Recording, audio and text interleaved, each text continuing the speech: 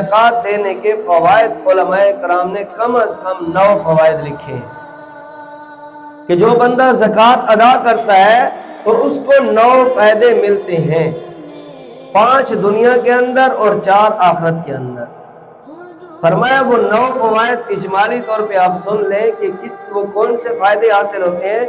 سب سے پہلا فائدہ یہ ہوتا ہے کہ انسان کا مال پاک ہو جاتا ہے۔ جو مال اس کے گھر میں پڑا ہے زکوٰۃ دینے کے بعد وہ مال پاک ہو جاتا ہے۔ دوسرے نمبر پہ اس مال میں اللہ برکت پیدا کر دیتا ہے۔ تیسرے نمبر پہ اللہ تعالی لوگوں کے دلوں میں محبت کو قائم کر دیتی ہے۔ چوتھے نمبر پہ اللہ تعالی دنیا میں امن قائم کر دیتی ہے۔ 5ویں نمبر پہ فرمایا کہ انسان کے گناہ معاف ہوتے ہیں۔ 6 نمبر پہ فرمایا کہ انسان اللہ کے عرش کے سائے میں جگہ پا لیتا ہے۔ اور فرمایا 8ویں نمبر پہ انسان اللہ کی رضا حاصل کر لیتا ہے، اللہ کے قریب ہو جاتا ہے۔ اور 9ویں نمبر پہ فرمایا انسان کا جنت کا داخلہ پکا ہو جاتا ہے۔ تو یہ 9 فائدے زکوٰۃ کے علماء نے لکھے ہیں کہ یہ 9 فائدے ہیں جو بندہ اللہ کے راستے میں مال کو خرچ کرتا ہے زکوٰۃ کی شکل میں، تو پہلا فائدہ کیا ملتا ہے انسان کو کہ جو انسان کا مال ہے وہ انسان کا مال پاک ہو جاتا ہے۔ اب اس کا کیا مطلب ہے کہ اگر ایک بندہ زکوٰۃ نہ دے تو اس کا مال ناپاک ہوتا ہے؟ جی، اس کا مال ناپاک ہوتا ہے۔ میں کئی بار اس کی مثال سمجھا چکا ہوں کہ ایک بندہ پانی کا گلاس آپ کے پاس بھر کے لائے، پانی بھی صاف ہے، اس کا گلاس بھی صاف ہے، پاک ہے، تو آپ اسے پیئیں گے کہ نہیں پیئیں گے؟ پیئیں گے۔ اگر وہی بندہ پانی کا گلاس بھی صاف ہو، پانی بھی صاف ہو، اس میں 1 قطرہ پیشاب کا ڈال دے یا 1 قطرہ شراب کا ڈال دے، آپ پیئیں گے؟ حالانکہ قطرہ 1 ناپاک ہے، لیکن اب آپ کہیں گے کہ نہیں بھائی وہ سارا اس کے اندر مکس ہو چکا ہے۔ اسی طرح زکوٰۃ کا پیسہ وہ جب تک اپنے پیسوں سے نکال کے اللہ کے راستے میں نہیں دیں گے، باقی آپ کا مال ایسے ہی رہے گا جیسا کہ پانی کا بھرا ہوا گلاس، اس میں پیشاب کا 1 قطرہ یا شراب کا 1 قطرہ ڈال دیا گیا۔ اب میں ایک مثال دوں، میرے اور آپ کے پاس 100 روپے ہیں۔ اب 100 روپے میں 2.5 روپے زکوٰۃ ہے، باقی کتنے بچے؟ 97.5 روپے۔ 97.5 روپے تب آپ کے لیے حلال اور پاک ہے جب آپ اس سے 2.5 روپے آپ نکال کے اللہ کے راستے میں دے دیں۔ اگر آپ وہ 2.5 روپے نہیں نکالتے تو 100 روپیہ پورا کا پورا آپ پر حرام ہے۔ کیوں کہ ان کے اندر ہی 2.5 روپے ہیں، وہ کون سے ہیں جب آپ نکالیں گے تو تب پتہ چلے گا کہ تیرے کون سے ہیں اور اللہ کے راستے والے کون سے۔ تو وہ مکس ہے، جب تک وہ مکس رہیں گے تو ان میں سے جو پیسے آپ اپنی جان پہ لگائیں گے وہ حرام ہے اور آپ کی زندگی میں برکتیں نہیں آئیں گی کیونکہ آپ حرام کھا رہے ہیں۔ تو اس لیے میرے بھائی زکوٰۃ دینے کا سب سے پہلا فائدہ کیا ہے کہ جو آپ پیسہ دیں گے اللہ آپ کے باقی مال کو کیا کر دیں گے؟ پاک کر دیں گے۔ وہ آپ کے لیے پاک اور حلال ہے، آپ جیسے چاہیں اس کو اپنی زندگی میں ضرورت میں استعمال کر سکتے ہیں۔ اور دوسرا فائدہ کیا ہے کہ اللہ تعالی نے فرمایا کہ زکوٰۃ دینے سے انسان کے مال میں برکت آتی ہے۔ اور میرے بھائی ہم تو سوچتے رہتے ہیں، صحابہ کرام اس کو آزماتے تھے، صحابہ کرام اس کو آزماتے تھے، اللہ کے راستے میں دے کر چیک کرتے تھے کہ بدلے میں کیا ملتا ہے۔ اللہ نے قرآن میں جب ارشاد کہہ دیا من جاء بالحسنہ فلہ عشر امثالہ، جو دے گا 1 اس کو بدلے میں 10 گنا ملے گا۔ آپ نے کئی واقعات ہیں، بطور عام طور پہ جو مثال کے طور پر سمجھایا جاتا ہے کہ حضرت فاطمہ کا ایک مشہور واقعہ کہ ایک فقیر آیا، ایک انار تھا، اٹھایا اور اللہ کے راستے میں دے دیا۔ حضرت علی گھر میں آئے تو فرمایا کہ 9 انار مجھے ملے ہیں۔ حضرت فاطمہ کیا کہنے لگی کہ 9 نہیں 10 ہوں گے۔ حضرت علی نے فرمایا کہ نہیں 9 یہ 9 ہیں، کہا کہ آپ کو کیسے پتا کہ 10 ہوں گے؟ کہا کہ میں نے 1 انار اللہ کے راستے میں دیا تو اللہ نے قرآن میں فرمایا جب 1 دو گے تو بدلے میں 10 ملے گا۔ اللہ کا قرآن ایسے نہیں ہو سکتا کہ غلط کہے، جب میں نے 1 انار دیا تو بدلے میں 10 ہونے چاہیے۔ تو پھر 10واں انار حضرت علی نے سامنے لایا، کہا کہ اب 10 انار ہے۔ صحابہ یوں آزماتے تھے، صحابہ یوں چیک کرتے تھے، اللہ تعالیٰ کے وعدے یوں پورے اترتے ہیں اور صحابہ کرام یوں کر کے دکھاتے ہیں۔ تو دوسرے نمبر پہ میرے بھائی مال میں، اولاد میں، ہر چیز میں برکت ہے۔ بھائی پہلے نمبر پہ زکوٰۃ کا فائدہ یہ ہے کہ زکوٰۃ سے اللہ مال کو پاک کر دے۔ دوسرے نمبر پہ زکوٰۃ ادا کرنے سے انسان کے مال کے اندر، جان کے اندر، اولاد کے اندر، زندگی کے اندر اللہ برکتوں کو پیدا کر دے۔ فرمایا تیسرا فائدہ کیا ہے کہ انسان کے زندگی کے اندر اللہ محبت کو قائم کر دیتے ہیں۔ اب آپ دیکھیں، آپ نے پیسہ اٹھایا، آپ نے کسی غریب کو اس نیت سے نہیں دیا کہ مجھے میرا یہ احترام کرے گا، آپ نے اس نیت سے پیسہ دیا کہ یار اللہ کا حکم ہے، یہ مستحق ہے، میں اس کو دے دیتا۔ خدا کی قسم کھا کے کہہ رہا ہوں منبر رسول پہ بیٹھ کے، وہ بندہ کل آنے والے وقت میں آپ کا احترام کرے، اس کے دل میں آپ کی محبت ہوگی۔ کیوں؟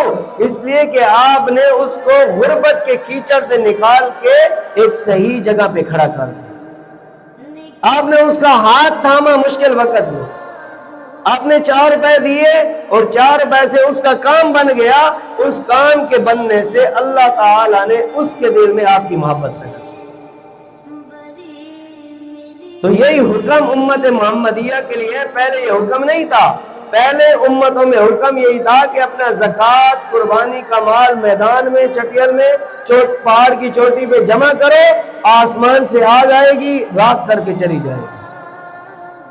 ایک کا مال دوسرے کو کھانے کی اجازت نہیں تھی زکوٰۃ میں۔ یہ تو امت محمدیہ پہ اللہ نے خاص کرم کیا کہ امیر لوگ، صاحب نصاب لوگ پیسہ دیں گے، غریب لوگ اس کو کھائیں گے، اپنی حاجت کو پورا کریں گے۔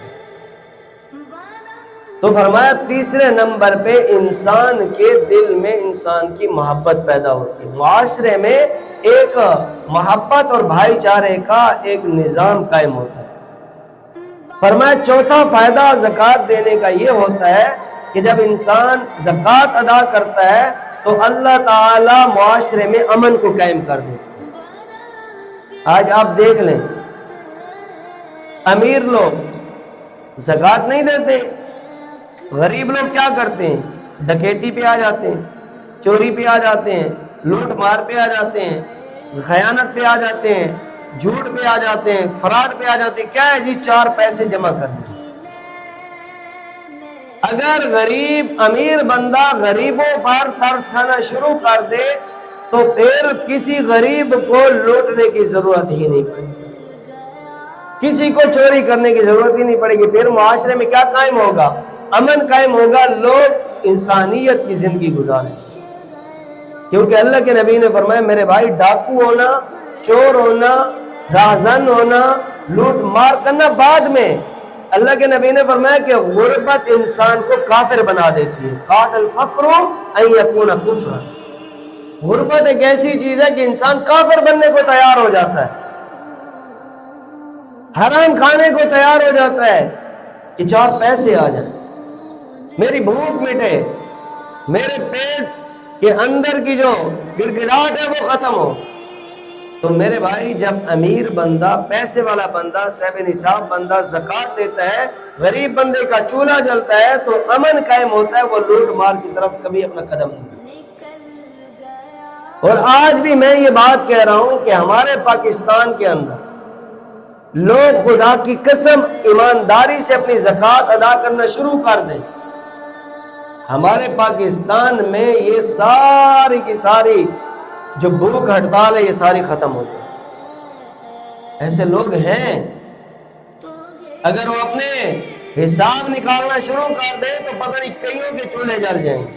اب دیکھتے نہیں ہیں پنجاب کے دوسرے علاقوں میں کئی لوگ ایسے بھی پڑے ہیں جو کہتے ہیں کہ جی میں نے 300 جوڑوں کی شادی کی، یعنی 300 جوڑے اکٹھے کیے میاں بیوی لڑکا لڑکی اور ان کا چھوٹا موٹا جہیز تیار کر کے میں نے ان کو اپنے پیسوں سے ان کے میں نے کیا کیا خرچ شادی کا اٹھا کے ان کی شادی کرا دی.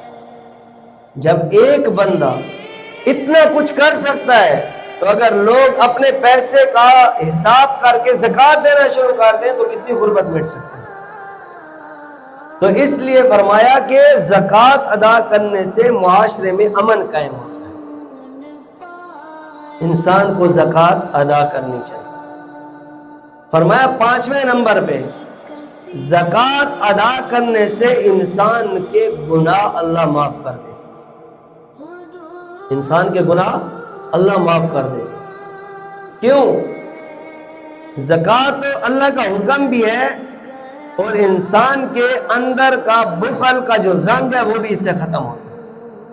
یہ جو پیسے کا زنگ لگتا ہے نا انسان کے دل پہ، نہیں یار میں نے تو پیسہ جمع کرنا ہے، یہ کرنا ہے، وہ کرنا ہے، انسان کے اوپر یہ بخل کا زنگ ختم ہو جاتا ہے. فرمایا ایک جنت میں ایک درخت ہے، ایک جہنم میں ایک درخت ہے.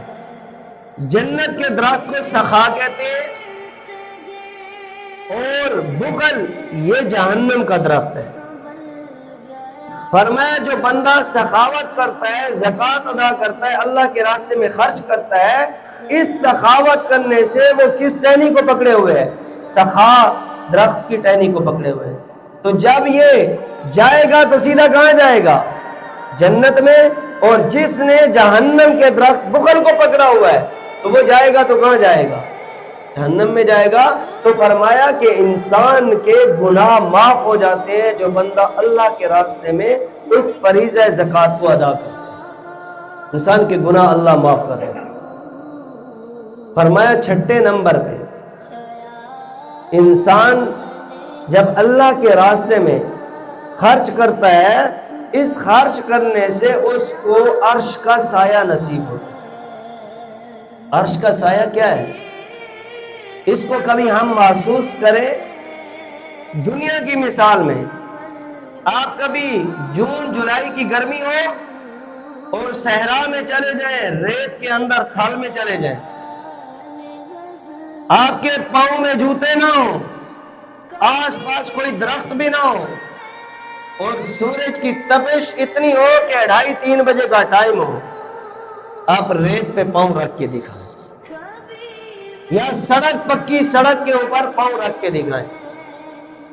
یہ تو وہ حال ہے کہ سورج کتنا دور ہے، زمین مٹی کی ہے. فرمایا قرب قیامت تانبے کی زمین ہوگی، سوا نیزہ سورج سر پہ ہوگا، کوئی سایہ نہیں ہوگا. اس وقت انسان کھڑا ہوگا. اگر انسان اللہ کے راہ 7 لوگ عرش کے سائے کے نیچے ہوں گے، فرمایا ان میں ایک وہ ہے جو اللہ کے راستے میں خرچ کرنے والا، جو زکوٰۃ ادا کرنے والا ہے. کل قیامت والے دن ایسی کڑکتی دھوپ میں تانبے کی زمین کے اوپر کھڑے ہوئے اس شخص کو اللہ اپنے عرش کے نیچے سایہ دے. اب بندہ خود بیٹھ کے تصور کرے کہ تھل میں جون جولائی کی گرمی میں 2:30 بجے کا ٹائم ہو، میں بغیر جوتوں کے ریت کے اوپر کیسے کھڑا ہو سکتا؟ تجربہ کرے. وہ جیسے بات لمبی ہو جاتی ہے کہ بزرگ نا، اس کے پاس ایک فاحشہ عورت آئی رات، تو رات کو وقت گزارنے کے لیے آئی تو اس نے یہی کہا کہ میں رات گزاروں گی، اس کا کام ہو جائے گا، میرا کام بھی ہو جائے گا. لیکن اس بزرگ نے کیا کیا؟ موم بتی چراغ جلایا ہوا تھا تو وہ اپنی کتاب لے کر پڑھتا رہا. صبح ہوئی تو عورت کو جگایا کہ کہا تو نے رات گزارنی تھی، تیرے پاس ٹھکانہ نہیں تھا، رات گزر گئی، اب تو یہاں سے چلتی بند. عورت کہنے لگی میں جاتی تو ہوں لیکن ایک وجہ مجھے بتاؤ، میں نے ایک بات پوچھنی ہے تجھ سے. کہا پوچھو. کہا مجھ جیسی حسین عورت تیرے پاس تھی، پاس میں بھی کوئی نہیں تھا، گناہ کا ہر سبب تیرے پاس موجود تھا، تو میرے قریب نہیں آیا. اور دوسری بات کہ ساری رات میں بھی نہیں سوئی، میں دیکھتی رہی کہ تو چراغ جلا کر چراغ کی شمع کے اوپر بار بار انگلیاں کیوں مارتا. تو کہا اس کی وجہ یہ ہے کہ جب میرے دل میں شیطان یہ وسوسہ ڈالتا کہ میں تیرے قریب آؤں زنا کروں، تو پھر میرے دل میں یہ خیال آتا کہ بھائی جو زنا کرتا ہے وہ جہنم کی آگ میں جلے گا، تو میں دنیا کی آگ چیک کرنے کے لیے چراغ کے اوپر انگلی رکھتا تھا کہ کہیں میں جہنم کی آگ برداشت کر سکوں گا یا نہیں۔ تو جب میں اس چراغ کی شمع پر انگلی رکھتا تو میری انگلی جل جاتی، تو مجھے یہ ڈر لگتا کہ جب یہ دنیا کی آگ ہے، جہنم کی آگ تو اس سے 70 گنا زیادہ ہے، تو وہ کیسے برداشت ہوگی، اس لیے میں گناہ سے رک جاتا۔ فرمایا جو بندہ عرش کے سائے کو محسوس کرنا چاہتا ہے اور اس کی گرمی محسوس کرنا چاہتا ہے، تو اس کی سیمپل مثال یہ ہے کہ بندہ جون جولائی میں 2:30-3 بجے کے ٹائم ریت کے اوپر پاؤں سے جوتے نکال کے چل کے دکھائے، اس کو پتہ چل جائے گا کہ عرش کا سایہ کتنا ضروری ہے۔ فرمایا جو بندہ اللہ کے راستے میں زکوٰۃ ادا کرتا ہے، اللہ اس کو قیامت والے دن عرش کا سایہ نصیب کرتا ہے۔ فرمایا 8ویں نمبر پہ اس بندے کا اللہ سے تعلق بن جاتا ہے، اللہ کی رضا، اللہ کا قرب اس بندے کو ملتا ہے جو بندہ اللہ کے راستے میں زکوٰۃ ادا کرتا ہے۔ جب آپ کو پتہ ہے جب بندہ اللہ کی رضا حاصل کر لے، اللہ کے قریب ہو جائے، اس کے بعد کیا ہوگا؟ فرمایا جنت اس کی پکی ہے، اس کو 9ویں نمبر پہ جنت کا داخلہ اس کو ملتا ہے۔ تو اس لیے میرے بھائی زکوٰۃ ادا کرنے کے یہ 9 فائدے ہیں جو میں نے آپ کے سامنے بیان کیے ہیں، کہ جو بندہ اللہ کے راستے میں اس فریضے کو زکوٰۃ کو ادا کرتا ہے تو اس کو یہ 9 فائدے، 5 دنیا میں 4 آخرت میں اس کو یہ ملیں گے، جو بندہ اللہ کے راستے میں اس فریضے کو ادا کرے گا۔